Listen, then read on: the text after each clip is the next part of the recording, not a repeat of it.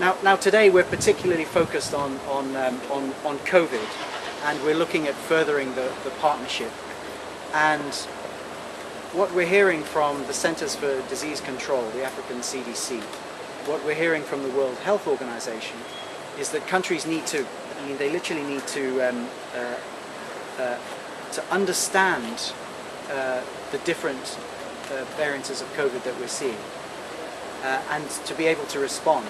And to have that capacity within a country just makes a huge difference.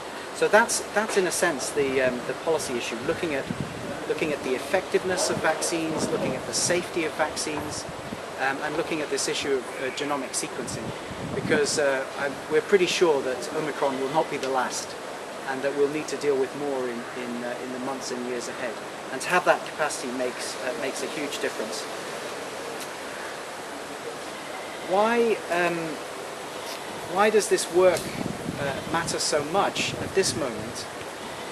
It's because Kenya is of course distinct, and when you look at a context where the vaccine rollout is going well, but it's not yet for the whole population, and where you've also had a population where many people have already had the disease, how do vaccines work in that context? Are they safe? Are they effective?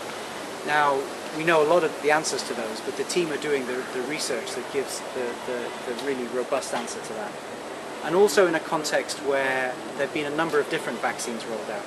So this is why the research is so important. So there's very contextually grounded, very robust evidence that can then inform the policy. And of course, you know, there's literally no better place than the team here, who are already so expert. There's 30 years of experience in partnership with the UK, amongst many others. They're ready for that. You know, they're able, they can repurpose.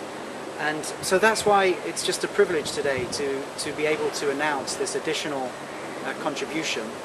It's going to be 150 million shillings, and again, to look at these issues of vaccine effectiveness, vaccine safety, and genomic sequencing.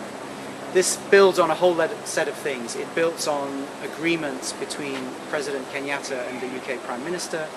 It builds on a health MOU between our Foreign Secretary and Cabinet Secretary Kagwe, and it builds on further agreements that were signed when His Excellency the President was in the UK in July last year.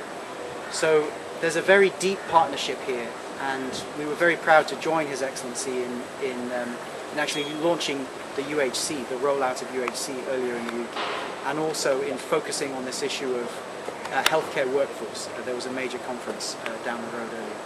So the point being is that this partnership between the UK is very long-standing, and it's very, very deep at this particular point. And why Kemri Kilifi matters so much is because there's very few countries where innovation and research is so central. It's central to the UK offer in general, but also on health, and it's central to the way Kenya works. And Kemri Kilifi is just a signal of that innovation here within Kenya.